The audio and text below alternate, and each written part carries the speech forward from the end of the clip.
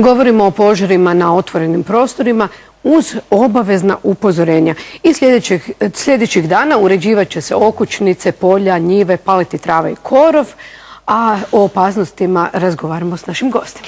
Tako je, s nama u zagrebačkom studiju gospodin Slavko Tucaković, glavni vatrogasni zapovjednik. Dobar dan i dobrodošli. Dobar dan i veliki pozdrav. A u našem zadarskom studiju pozdravljam gospodina Zvonimira Radaša, vrijednog vatrogasca. Zvonimira, dobar dan, dobrodošli. Dobar dan.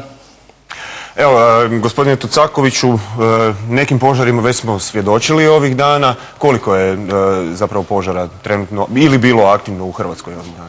Dobro, hvala lijepo i hvala što ste me pozvali. Naravno, pozdrav kolegi u Zadru. Naravno, prije svega pozdrav svim vatrogascima u Republici Hrvatskoj koji se i sada nalaze na požarištima, čuvaju ga i na području Muča i na području Ogorja. Također veliki pozdrav svim malim pilotima, kanadera i posadama koji su zajednički danas smo djelovali na požarištima.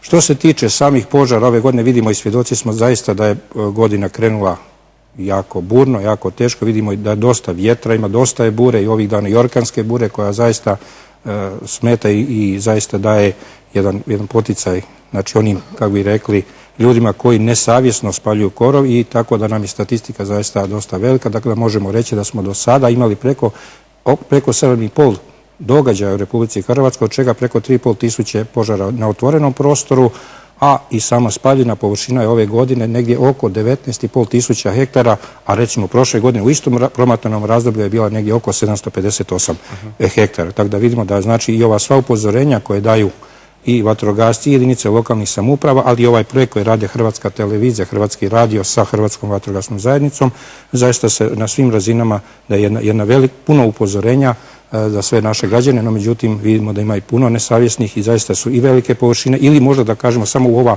3 dana od 24. do 26. mi smo imali 339 požara, znači što zaista pokazuje da zaista moramo obratiti puno pozornosti na... Lijepo vrijeme, ljudi, ono što smo rekli nekoliko puta, uređuju polja, njive, okućnice, ali ipak evo kako je došlo do ovih požara velikih koji su se dogodili na nepristupačnim prostorima? Znači upravo govorimo o spaljivanju na nepristupačnim, govorimo o spaljivanju za vrijeme bure ili juga kada ljudi to spaljuju ili za vrijeme sjeverozapadnog vjetra ili vjetrova koji se ovdje pojavljuju na području kontinenta. Zaista još jedan put upozoravamo sve građane, nemojte spaljivati za vrijeme vjetra, radije kompostirajmo te biljni otpad i tako da dobijemo još jednu novu vrijednost. Međutim, s obzirom i na pojavu velike bure, orkanske bure, zaista teško i pristupiti, a i nepristupačnost terena je takva da jednostavno vatrogascima je jako teško i naravno iako puše jaka bura nemamo ni pomoć onda niti iz zraka, tako da dosta je tu onda problema. Da.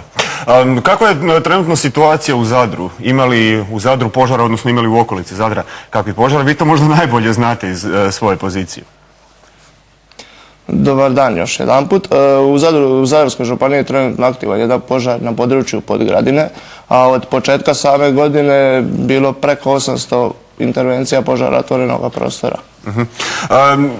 Zapravo uz vas možemo vezati jednu zanimljivost. Vi ste, ako se ne varam, u operativnom županijskom centru, je li tako?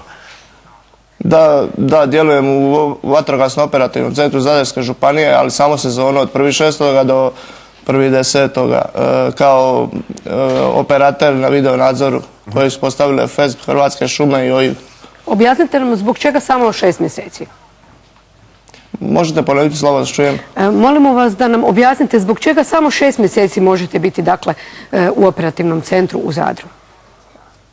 Zato što su samo 24-satna dežurstva su samo u sezoni, znači od 1.6. do 1.10. A inače ja sam u invalidskim kolicima, tako da postoji neka zakonska barijera da se zaposli za stalno. Dobra zakonska barijera tu, ali volja je sigurno prisutna. Recite nam zapravo malo više o samom nadzornom centru, kako on funkcionira, koja bi bila njegova zadaća, koliko je on zapravo koristan u ovakvim situacijama kada prijete požari? Trenutno u Zadarskoj županiji ima 11 lokacija gdje su postavljene po 2 kamere i one su sad u zimskom periodu se koriste samo po potrebi, a u ljetnom periodu ima 24-satna dežurstva kad je jedan operater za tim kamerama. Veoma su korisne jer se požar uočava u samom začetku, znači i mogu se vidjeti, vide se vremenski uvjeti i po tome se reagira. Hoće se poslati jedna ekipa, 2 ili 3 da se požar što prije stavi pod kontrolu i ugasi. Hvala vam. Za sada mi smo spomenuli ove sezonske radove, paljenje korova, paljenje trave. Mnogi će to raditi. Koje biste vi dali savjete onima koji će se baviti sad tim aktivnostima? Pa evo, prije svega ne spaljujte za vrijeme vjetra, ne spaljujte noću, znači ako i već nešto morate spaljivati u onome dozvoljenom vremenu, znači ostanite tamo, nadzirite taj požar i poduzmite preventivne mjere. Da li se radi o oravanju njive, da li se radi o vatrogasnom aparatu, vodi, svemu onome što, ali ono što bi bilo najbolje bi bilo prijaviti nadležnom vatrogasnom operativnom centru i dobiti upute od vatrogasaca, jer oni će najbolje vatrogasci reći i nadležni zapovjednici kako spaljivati i uz koje mjere. Neće li vas malo zatrpati pozivima kada je baš svako ko je jedan mali dio jedna mjera, posebno poslije požara iz 2017. dala je puno efekta. Evo, mogu navesti jedan primjer iz Istarske županije gdje smo od 5000 prijava godišnje došli do 18.000 prijava koje se prijave spaljivanje. Znači da se to spaljivanje napravi i organizirano, znači uz sve one uvjete da ne dođe do požara. Koje su kazne za nesavjesne građane? Pa kazne su od 2 do 15.000 kuna, što ja osobno smatram da su to premale kazne i da tu treba zaista povećati kazne. Ono što sam govorio u prvome dijelu, da bi bolje bilo kompostirati taj dio i od toga dobiti opet novu neku vrijednost za potrebe naših građana. Znači ne spaliti, najlakše je nešto spaliti i toga više nema. Jer mi smo tada dobili, nismo uništili trenutačno, mi smo višegodišnji i biljni i životinjski svijet na tome dijelu zaista uništili ili ako je on izgorio, znači imamo problem.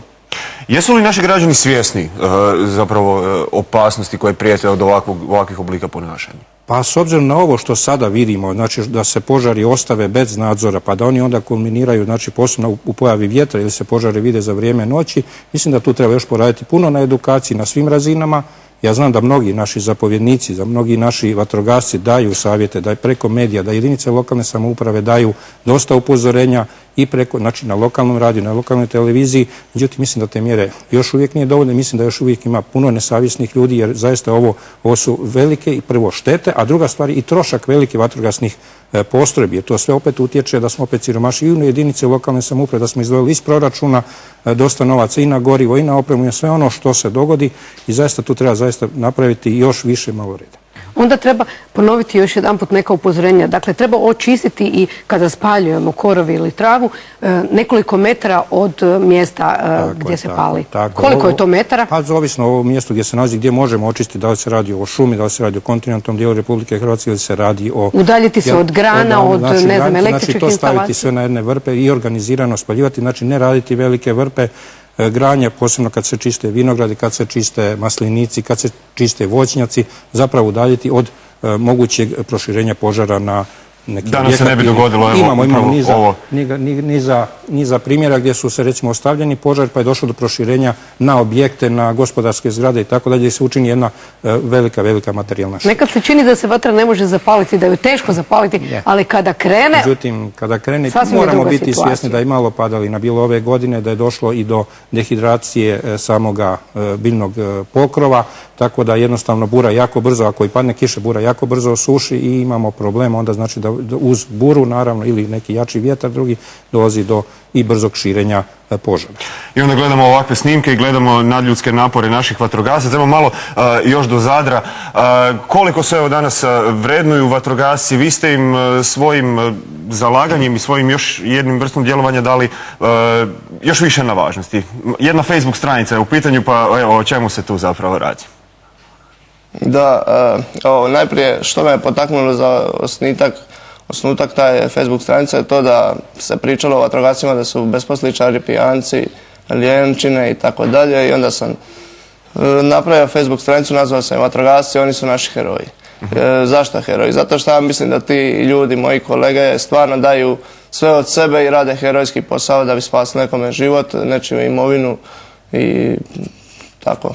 Što je vas potaknulo da budete malo više u ovome pozivu i što vas potiče i za daljnji rad s obzirom i na vaš invaliditet? Pa potaklo me to da se čovjek osjeća puno zadovoljniji kad nekome pomogne. A kad nekome spašiš život, to ne treba ti ništa drugo u životu nego da znaš da si nekome spasija život. I da si nekome spasija kuću i ono što se čovjek muči cijeli život. Tako da to je dovoljan bio znak i poziv prema tome. Evo još samo kratko da zaključimo, gospodine Tucakoviću, koliko su danas u našem društvu cijenjeni vatrogasci i njihov angažman i rad? Evo ja bih sad zaista ovdje rekao jednu stvar. Zaista ovdje se zahvalio i Vladi Republike Hrvatske i ministrima i Božinoviću i Krstičeviću, Anti Sanaderu i mnogima. Znači, ja dolazim sada sa sjednice koordinacije sustava domovinske sigurnosti. Ja kao glavni zapovjednik sam član sustava, koordinacije sustava domovinske sigurnosti. Što je vrlo bitno, jer vatrogasci su dio ukupne sigurnosti i domovinske sigurnosti u Republici Hrvatskoj. To najbolje vidimo ljeti, kada mi izlazimo na svaki požar, pokušavamo ga ugasiti i ne dozvolite da i jedan turist zbog dima, pepela, vatre da bude ugrožen i bilo koji kamp, da dajemo svoj veliki zaista doprinos gašenju požara i znači smanjivaju uopće rizika za turiste, kako naše građane, tako turiste, ali i povećanju sigurnosti prema svim, ali i prema vani. Zaista želimo učiniti Republiku Hrvatsku sigurnom i svi napori koje čine sada, znači i preko Ministarstva poljoprivrede i nabavka opreme, nabavka vozila preko Ministarstva unutarnjih poslova, znači sve to daje jedan još veći doprinos, međutim tu moramo još poraditi da vatrogastvo još dobije na svojemu značaju.